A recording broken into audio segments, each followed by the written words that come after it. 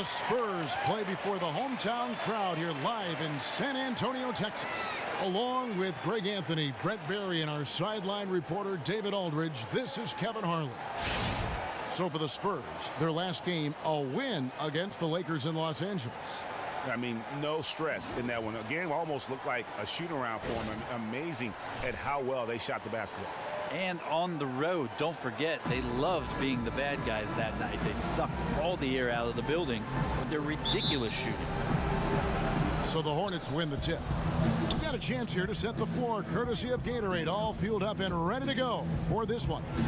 Setting the floor for the Hornets, Batum teams up with Kid Gilchrist on the perimeter. Williams is out there with Cody Zeller, and it's Walker in at the point guard position. Coach Pop often talks about the value of corporate knowledge, the procedures and shared philosophies that guide his basketball teams year after year. They're actually compiling a database called the Spurs Way to make sure that knowledge is passed down over time. Here's Batum, Green with the block.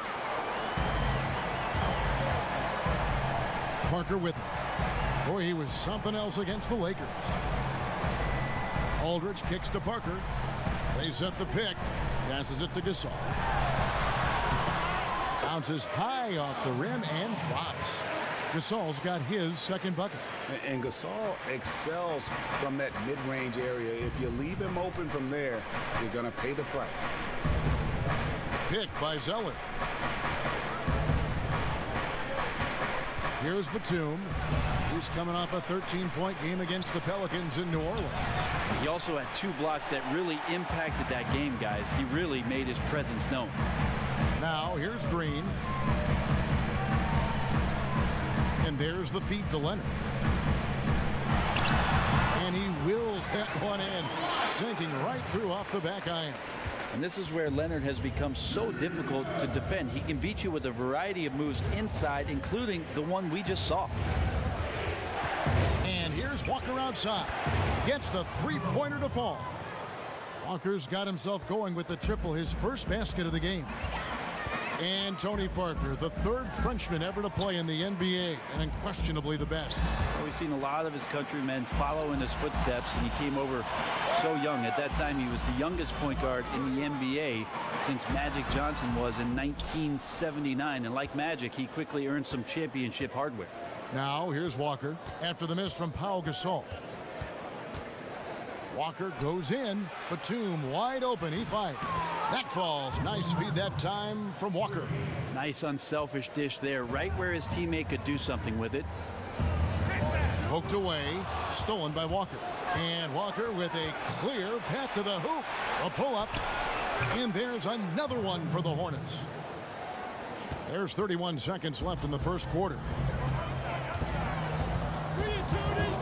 Parker against Walker. Here's Leonard. That's his second shot and his second basket. He's 2 for 2. And there just aren't many guys that have a more devastating mid-range game. Leonard has fine-tuned that shot to where it's almost automatic. Now here's Walker. He's coming off a 25-point game against New Orleans. Well, he also chipped in on the glass. He was a force to be reckoned with, and that made a big difference.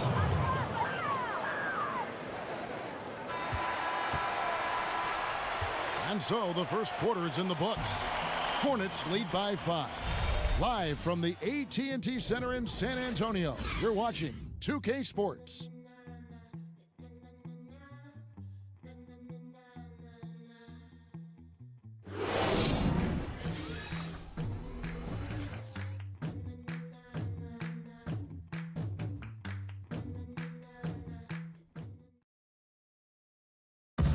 And we had the chance to catch up with Greg Popovich, and he talked about how he felt Tony Parker ranks among the league's best point guards.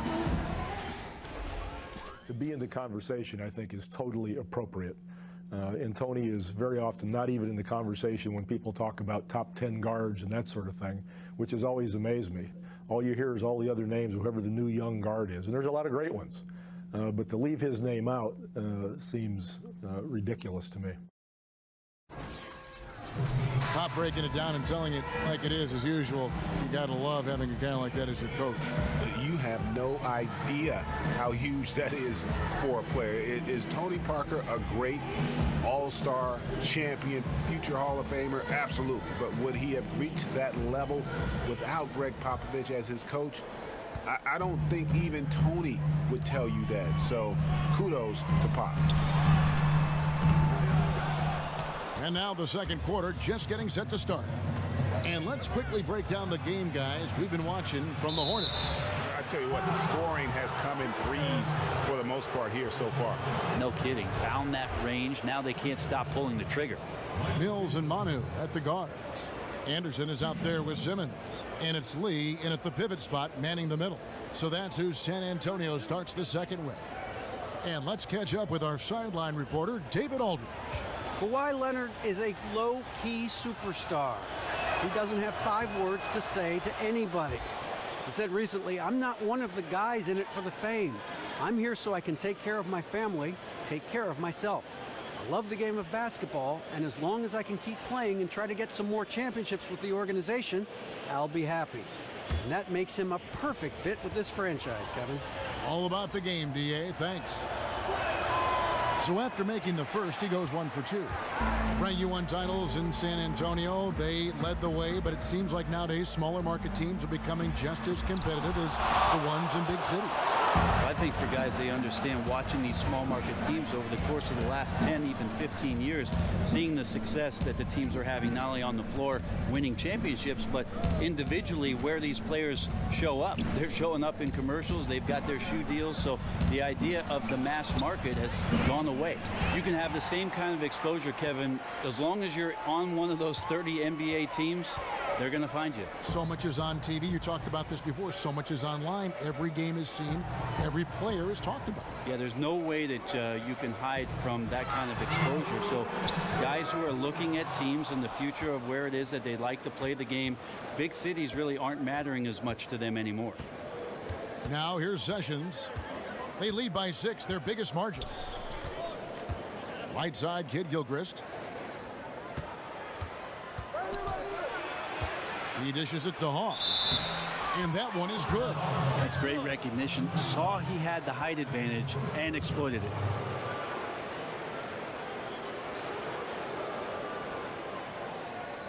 First trip to the free throw line for him tonight.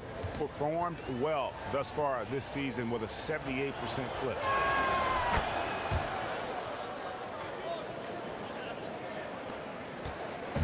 Looking at the last game for Charlotte, it was a loss to New Orleans.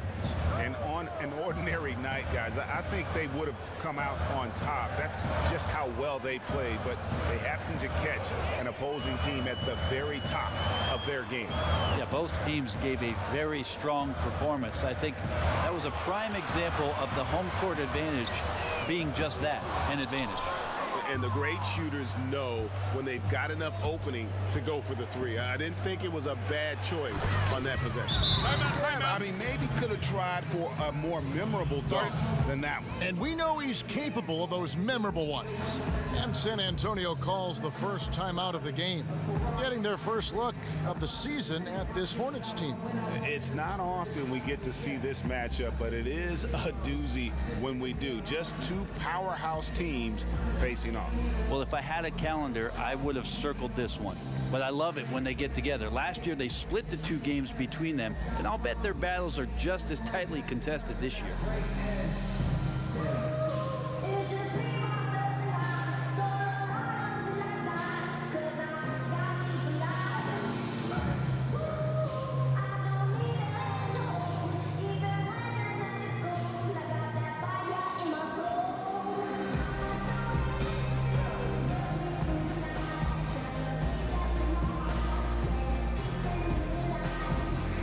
So San Antonio goes with a fresh 5 on the floor. So an almost entirely new group in now for Charlotte. Roy Hibbert's checked in for Hawes. Williams comes in for Frank Kaminsky. Nicholas Batum, he's checked in for Michael Kidd-Gilchrist. And it's Kemba Walker in for Sessions. 1:05 left in the first half of the game. Pass to Leonard. Aldridge a screen. This all setting the pick for Leonard. Cans it from downtown.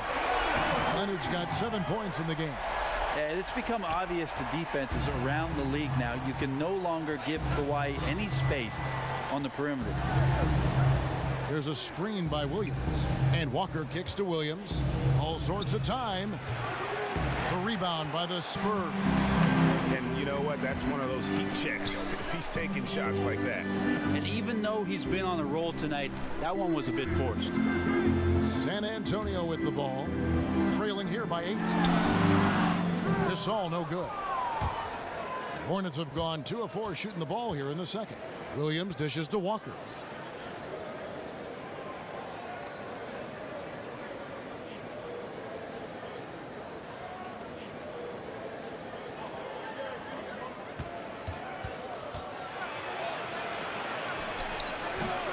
The clock runs out and we're heading to halftime. Hornets ahead, up by 8. A chance now to send it over to David Aldridge, standing by courtside. David. Thank you, Kevin. Here with Greg Popovich. Pop, what do you think was the main issue during the first half? We didn't make shots. Thank you for that insightful analysis, Coach. Back to you, Kevin. Thanks, David. And we'll be back shortly following halftime to get the third quarter underway. And now, the 2K Sports Halftime Show. Ernie Johnson here once again, joined by Shaquille O'Neal and Kenny the Jet Smith. We welcome you back to the halftime show. The first quarter for the Hornets was fairly even. At the end of one, they were able to end up with a 5-point lead. Shaq, your thoughts on the Hornets? You got to like their offense efficiency. They were patient, took good shots. That was reflected in their high field goal percentage. They just need to keep playing smart in the second half and close this thing out. Don't get cute now. And over to Kenny. What did you think about the Spurs? Too much of their offense was perimeter-based. To be successful in this league, you have to score in the paint. Now, that doesn't mean you have to run your offense through the low post, but you got to send guys to the baskets on pick and rolls, dribble drives, whatever, to create high percentage opportunities you can win with.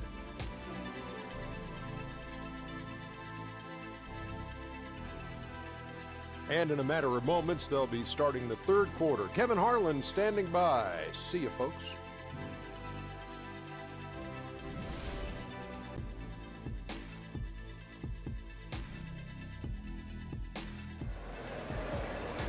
All right, the second half beginning in just a moment. You have to like what we're seeing so far from Kawhi Leonard. And his play in that first half, how about the discipline to go along with the efficiency, guys? His shot selection was just perfect. Might also look at the coach and his game plan in terms of trying to find those good looks. They'll be looking to do the same here down the stretch.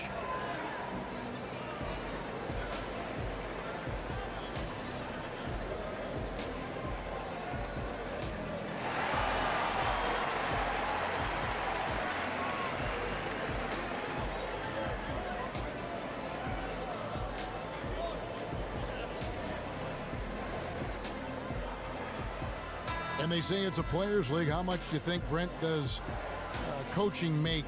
Kind of difference does it make in the NBA compared to other leagues? And how much is it motivating players, the main job of a coach? Some of the best coaches in our league, Kevin, aren't really the X's and O's guys that can draw up a play in a timeout. It's about massaging the character of your team, being able to take the pulse of your team and the temperature of your team.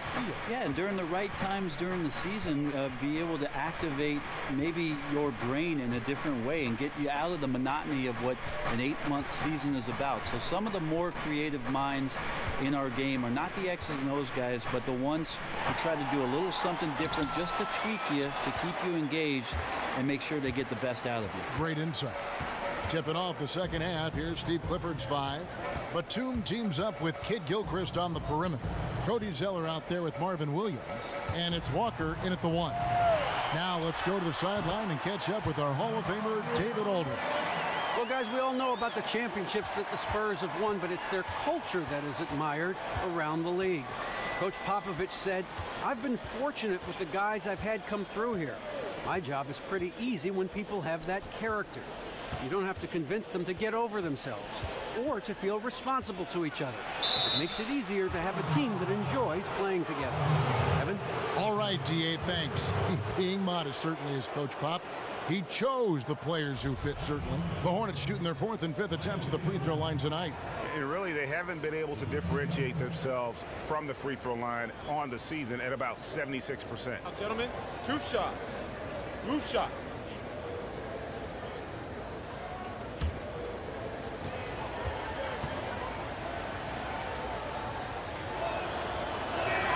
First one falls for him.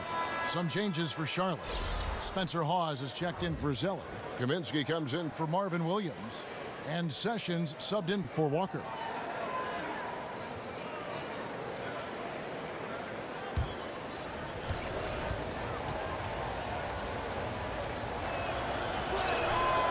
Second free throw, no good. Spurs trail by 7. Pass to Ginobili. Takes the 3. Sinks the three-pointer. Ginobili's got his first 3 points of the game. We all know what he can do from out there. At this stage, it might be better to body up Ginobili and force him to work harder and put it on the floor. Now here's Sessions. Still getting warmed up offensively. No buckets yet in the game for him. Kid Gilchrist, the pass to Batum. Shot clock at 6. Misses the wing Jerry. The Spurs have gone 2 of 3 from the field to start the second half. And Mills kicks to Simmons. Spurs passing it around. Anderson dishes to Simmons. The pass to Mills. He feeds it to Ginobili.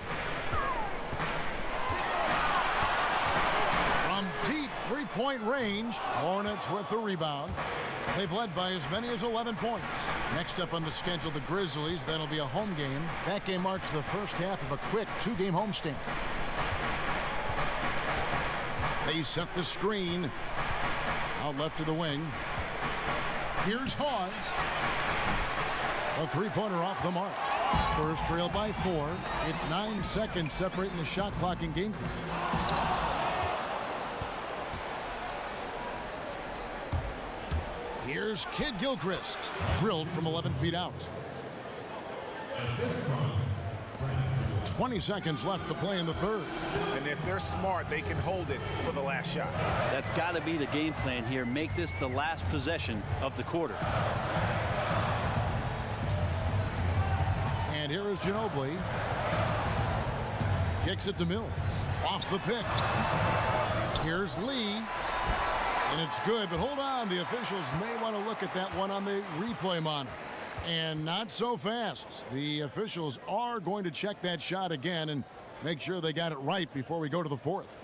And honestly, guys, in real time, I couldn't really see whether he got it off in time. But with the benefit of replay, it seems pretty clear that the clock expired just before the release.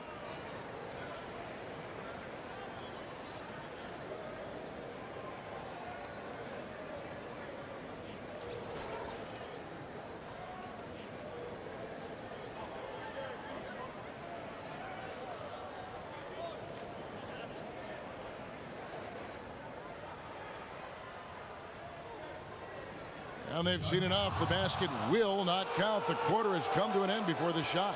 And still important to have a second look at it. The technology is available, so you've got to utilize it. Absolutely. And we've reached the end of the third. Hornets lead by 6.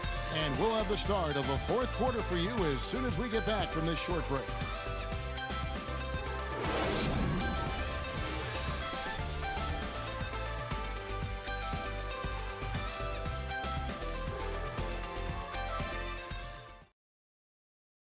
A chance now to hear Greg Popovich talking to his team just moments ago. Everybody got to rotate, rebound, it's pace going back. It's attack, attack, attack. That's all it is. Greg Popovich distilling it down to one simple concept: be aggressive. Hey guys, he knows this game so well. When they control momentum, the pace, they're much harder to beat. And we're set to start the action up here in the fourth quarter, and if it's anything like the first 3, we should be in for a treat. The defensive duo of Green and Leonard make up the perimeter. Aldridge out there with Pau Gasol. And it's Parker in at the point guard. And that's who's in the game for the Spurs. And it's Hibbert missing. Yeah, great look, but disappointing with the miss. Yeah, and I think that's the shot they were scheming to create on that possession. Painful, it didn't go down. And the shot is good. The Hornet lead has been cut down to 4 on the bucket from Leonard. Charlotte's gone 3 of 6 tonight when they've let it fly from downtown. Parker against Walker. There's the pick.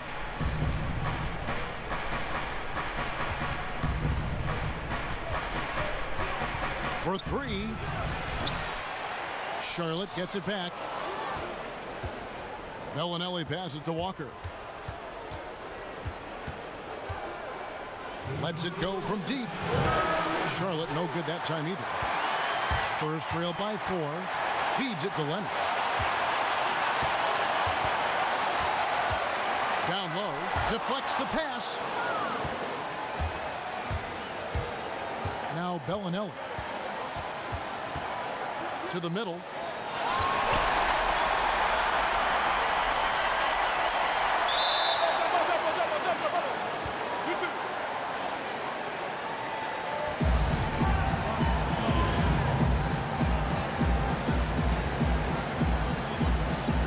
Tipped away. And so it's Charlotte with it. Outside, Walker. Dishes to Bellinelli. Left side, Walker.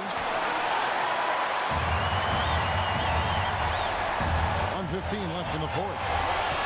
Parker with it. He's picked up by Walker. Parker kicks to Leonard. Back to Parker. That's good, and it's Leonard with the assist. Huge shot by Parker there at a moment when his team needed one. A big-time player who welcomes any challenge that comes his way.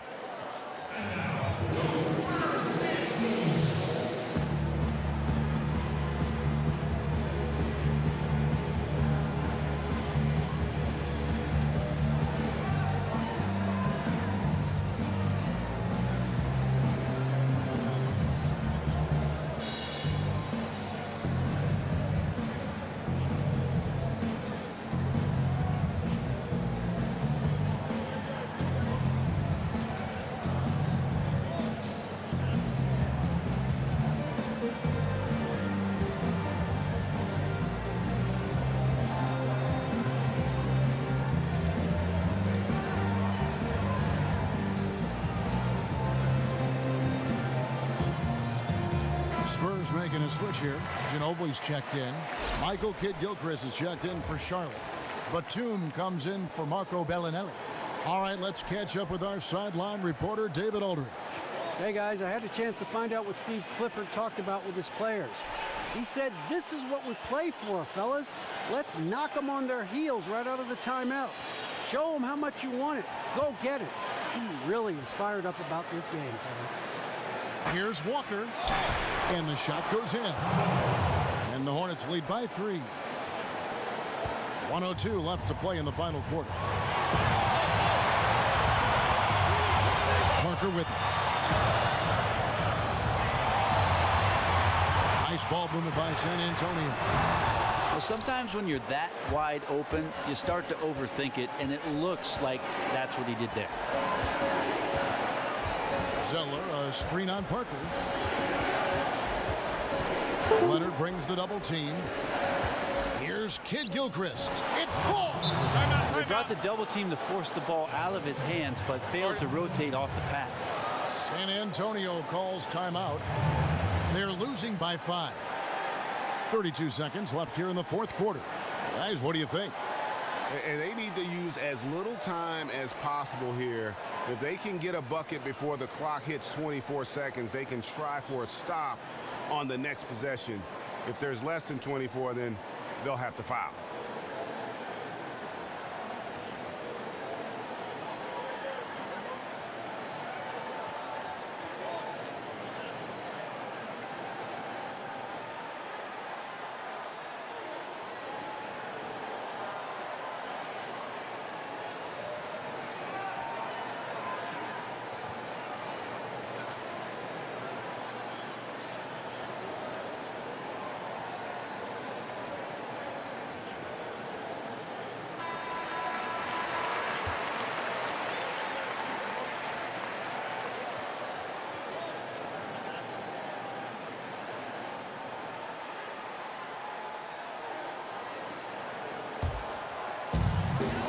10-second difference between the shot clock and the game clock. And it's Leonard missing. And now they decide to foul intentionally.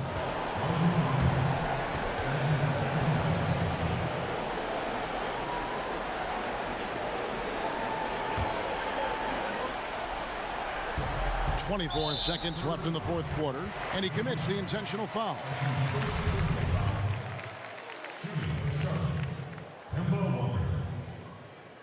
At the line for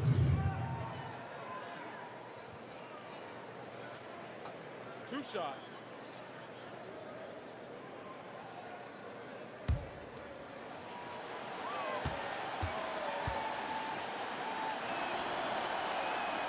Good on the first, and that increases their lead to 6.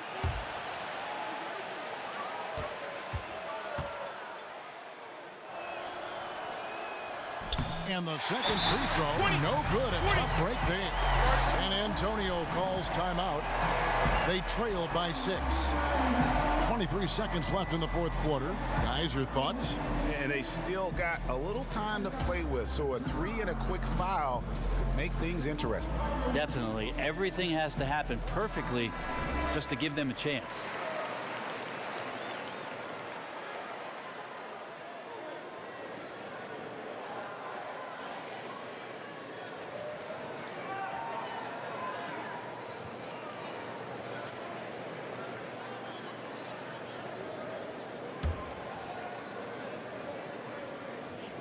Here's San Antonio. 6-point game. Yes! And now they trail by just 4. And the shot from Parker there is just so clutch. What an unbelievable basket from him. He just gets it done on a regular basis. Yeah, you have to do that, though. You can't just let him dribble the game out. 2 shots. 2 shots.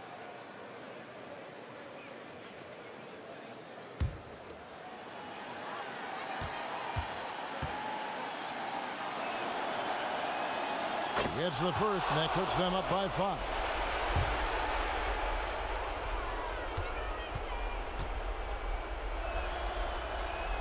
And so both free throws are good, and it's a 6-point ball game. Was sure on those free throws, extending that lead and making it comfortable. San Antonio calls timeout. They're trailing by 6. 19 seconds left in the game. Guys, your thoughts? And they still got a little time to play with, so a 3 and a quick foul could make things interesting. Definitely. Everything has to happen perfectly just to give them a chance.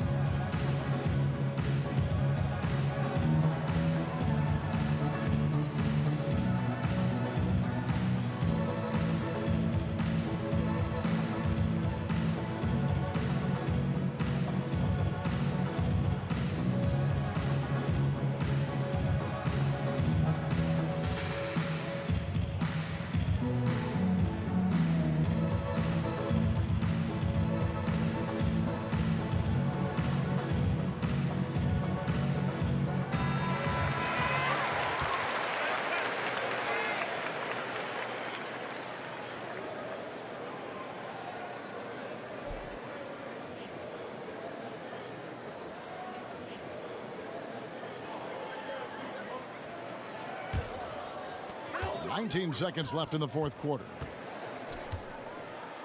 There's the dish to Ginobili. No good from outside. Oh, that's a tough three-point try when you've got the defense right there. Yeah, awesome job right there of closing out on the shooter to contest. May have made him adjust that just a bit. At the line for 2. Shooting 2.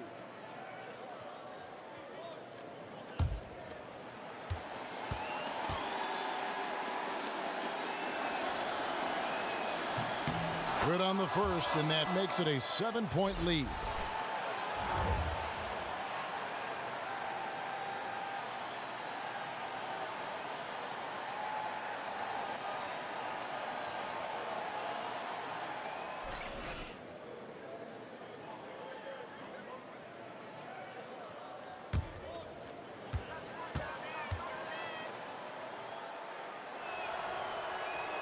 And he hits both free throws here. So now it's an 8-point game. Pass to Anderson. In the corner, Simmons with it. Buries it from outside.